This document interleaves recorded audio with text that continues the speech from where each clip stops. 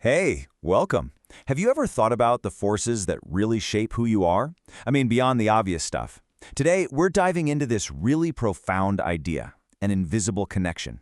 It's this notion that the land we live on and the family we come from are deeply, secretly intertwined, and that they literally shape our destiny.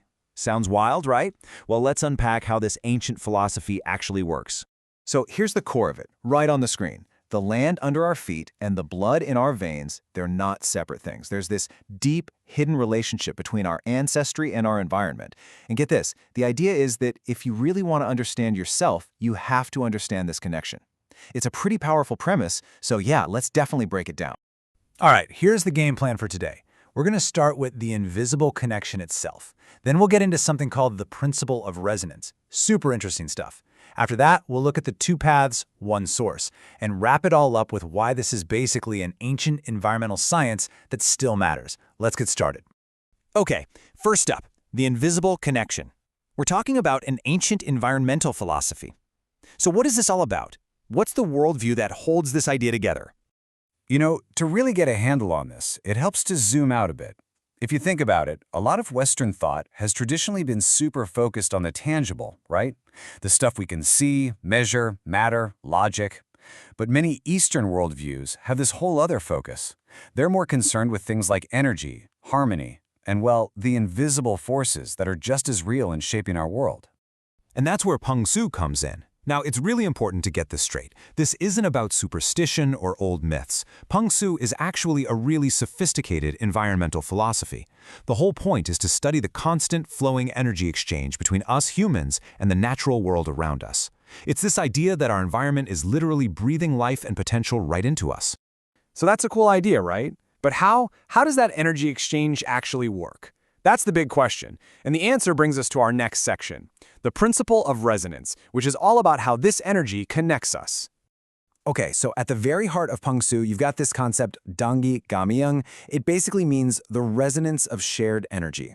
The principle is actually kind of simple, but it's also incredibly profound. It says that energies that are alike, that share a source, are fundamentally connected. They vibrate together, in sync, almost like they're talking to each other, even if they're miles and miles apart.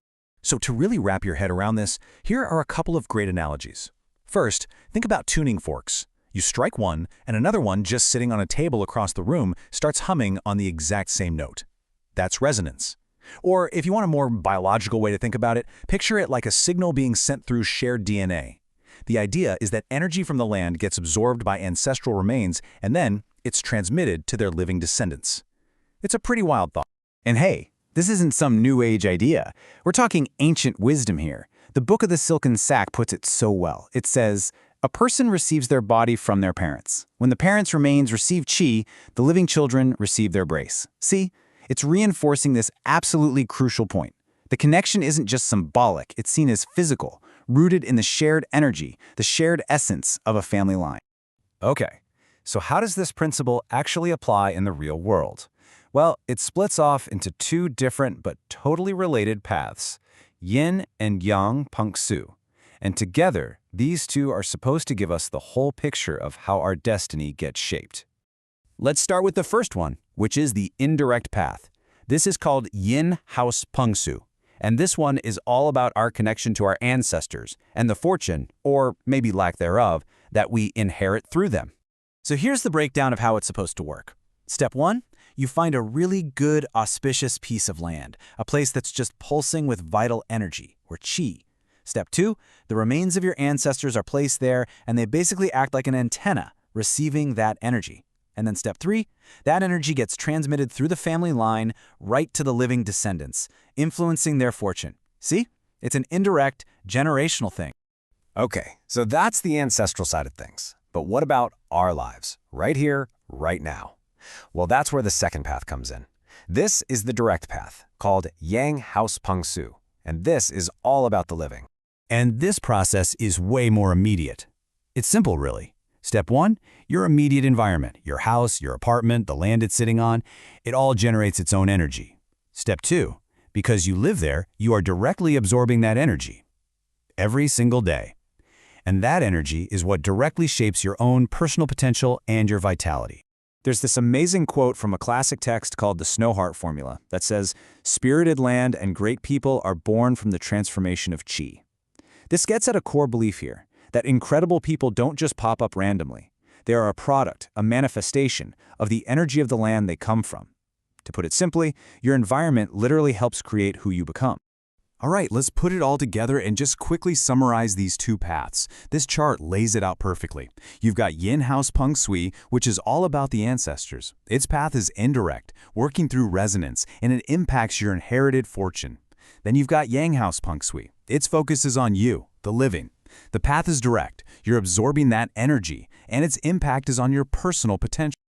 Okay, so what? Why are we talking about this today? Why does any of this matter in our crazy modern world? Well, let's look at this as an ancient environmental science and see why it's more relevant than you might think. You know, when you strip away any preconceptions about superstition, you start to see Pungsu for what it really is. It's a sophisticated, thousand-year-old system for studying how subtle energies in our environment can impact our human potential. And think about it. In an age where everyone's talking about wellness, mindfulness, and our connection to nature, this ancient wisdom suddenly feels, well, incredibly relevant, doesn't it? So let's just do a quick recap of the big takeaways here. First, Pungsu is all about the energy exchange between people and nature. Second, the key mechanism is that principle of resonance, Dong-gi-gam-eung. Third, this whole thing works through two paths, the yin path from your ancestors and the yang path from your environment. And finally, when you put them together, you get a complete picture of what shapes your destiny. And really, this is the ultimate lesson here. What is true balance in life? It's not about just focusing on your family history, and it's not about just focusing on your current situation either. True balance comes from understanding that you are the product of both. You're a fusion of your inherited past and your immediate present. So that leaves us with this final thought. This call to action, really. Honor your roots, nurture your space, shape your destiny. It's about doing both. Acknowledge and respect the foundation you came from, but also be incredibly conscious about nurturing the space you live in right now. Because if you can balance those two powerful forces, you just might be able to tap into that invisible connection that truly shapes who you are and who you're going to become.